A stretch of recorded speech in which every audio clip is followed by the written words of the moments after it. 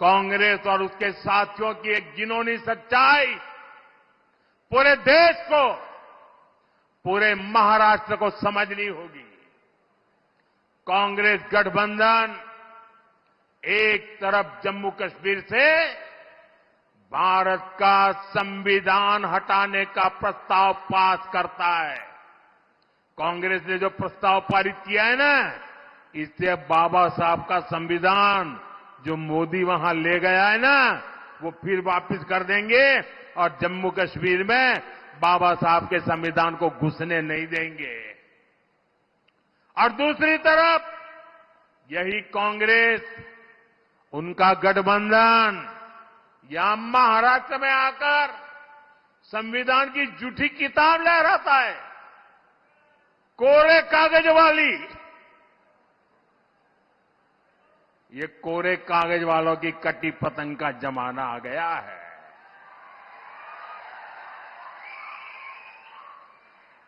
आजादी के 75 साल बाद जम्मू कश्मीर में बाबा साहब का संविधान लागू हुआ है, लेकिन ये कांग्रेस और उसके साथियों को ये बर्दाश्त नहीं हो रहा है। मैं कांग्रेस और यहां अगाड़ी वाले लोगों से कहना चाहता हूं, पाकिस्तान के एजेंडे को देश में बढ़ावा देने की कोशिश मत करो। कश्मीर को लेकर अलगाववादियों की भाषा मत बोलो। याद रखो, तुम्हारे ये मंसूबे कामयाब नहीं होंगे। और जब तक मोदी पर जनता जनार्दन का आशीर्वाद है, कांग्रेस वाले तुम कश्मीर में कुछ नहीं कर पाओगे। कश्मीर में अब केवल और केवल बाबा साहब आंबेडकर का संविधान ही चलेगा। ये मोदी का फैसला है। दुनिया की कोई ताकत अब कश्मीर में आर्टिकल 370 की वापसी नहीं करा सकती। कांग्रेस द्वारा एक जाति को दूसरी जाति से लड़ाने का खतरनाक खेल खेला जा रहा है। और ये खेल इसलिए खेला जा रहा है क्योंकि कांग्रेस कभी दलितों, पिछड़ों, आदिवासियों को आगे बढ़ते नहीं देख सकती। यही कांग्रेस का इतिहास है। आजादी के समय हमारे बाबा साहब आंबेडकर ने बहुत कोशिश की थी कि शोषितों, वंचितों को आरक्षण मिले, लेकिन नेहरू जी अड़े हुए थे कि किसी भी कीमत पर दलितों, पिछड़ों, आदिवासियों को आरक्षण नहीं दिया जाएगा। बहुत मुश्किल से बाबा साहब दलितों और आदिवासियों के लिए आरक्षण का प्रावधान करा पाए, उनको लड़ाई लड़नी पड़ी। नेहरू जी के बाद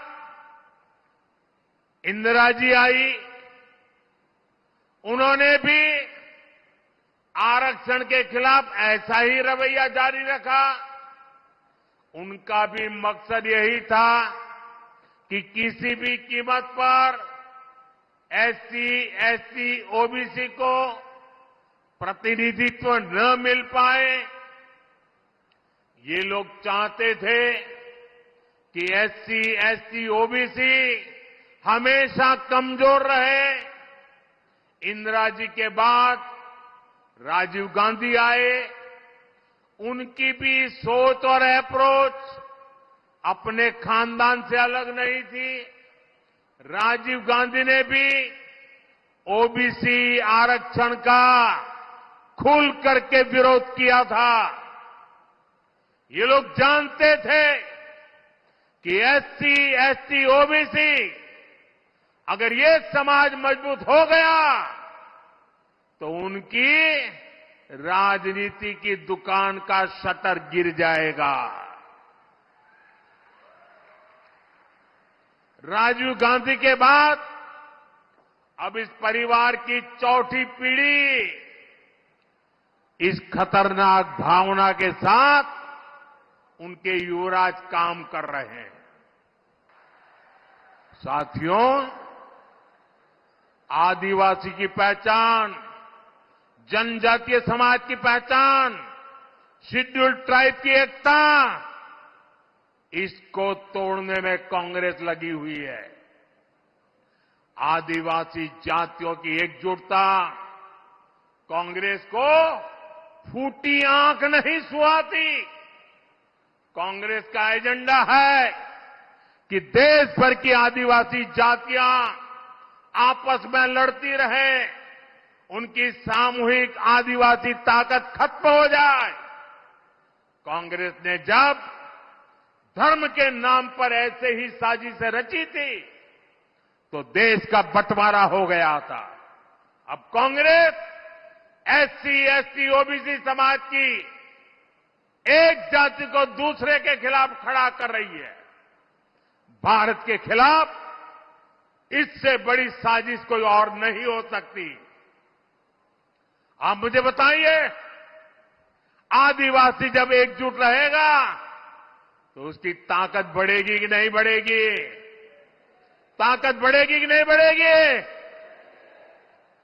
अलग अलग जातियों में टूटने से आप सोचिए कमजोर हो जाएंगे कि नहीं हो जाएंगे।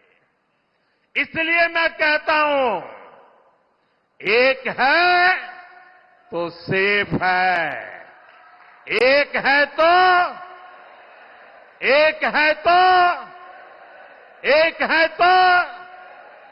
हमें एकजुट रहकर कांग्रेस के खतरनाक खेल को नाकाम करना है और विकास के रास्ते पर आगे बढ़ते रहना है।